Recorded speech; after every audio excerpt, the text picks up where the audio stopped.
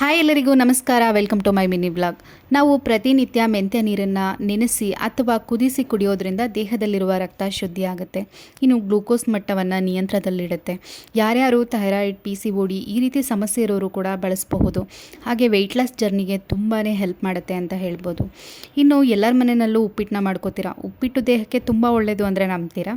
ಇಲ್ಲ ಅಲ್ವಾ? ಸೊ ಹೇಗೆ ನಾವು ಒಳ್ಳೆಯದು ಅಂತ ಹೇಳಿದ್ರೆ ನಾವು ಬಳಸುವಂಥ ರವೆಗಿಂತ ಹೆಚ್ಚಾಗಿ ತರಕಾರಿಗಳನ್ನ ಬಳಸ್ಕೋಬಹುದು. ಹಾಗೆ ನೀವು ಒಂದ್ಸಲ ಸಬ್ಬಸಿಗೆ ಸೊಪ್ಪನ್ನು ಆ್ಯಡ್ ಮಾಡಿ ಉಪ್ಪಿಟ್ಟನ್ನ ಟ್ರೈ ಮಾಡಿ, ತುಂಬ ಚೆನ್ನಾಗಿರುತ್ತೆ ಟೇಸ್ಟು. ಯಾರ್ಯಾರು ಇಷ್ಟಪಡಲ್ಲ ಖಂಡಿತ ಆ ಟೇಸ್ಟನ್ನು ಇಷ್ಟಪಟ್ಟು ತಿಂತೀರಾ. ಇನ್ನು ಬೆಳಗ್ಗೆ ಟೈಮು ನಾವು ಪ್ರೋಟೀನ್ನ ತೊಗೊಳ್ಳೋದು ತುಂಬ ಮುಖ್ಯ. ಅದು ನಮಗೆ ಮೊಟ್ಟೆನಲ್ಲೇ ಸಿಗುತ್ತೆ. ಪಾಲಕ್ ರಿಚ್ ಇನ್ ಐರನ್ ಅಂತ ಹೇಳ್ಬೋದು. ಸೊ ನಾವು ನ್ಯೂಟ್ರಿಷನ್ ಭರಿತ ಅಡುಗೆಗಳನ್ನ ಮಾಡಬೇಕು ಅಂತ ಹೇಳಿ ತುಂಬ ಸರ್ಚ್ ಮಾಡಿ ಅಥವಾ ತುಂಬ ತಿಳ್ಕೊಬೇಕು ಅಂತ ಏನಿಲ್ಲ. ಮಾಡುವಂಥ ಅಡುಗೆನಲ್ಲಿ ಒಂದಷ್ಟು ಬದಲಾವಣೆಗಳನ್ನ ಮಾಡಿಕೊಂಡ್ರೆ, ಇಂಗ್ರೀಡಿಯೆಂಟ್ಸ್ನ ಆ್ಯಡ್ ಮಾಡಿಕೊಂಡ್ರೆ ಅದೇ ಕೂಡ ಚೇಂಜ್ ಆಗುತ್ತೆ. Thank you.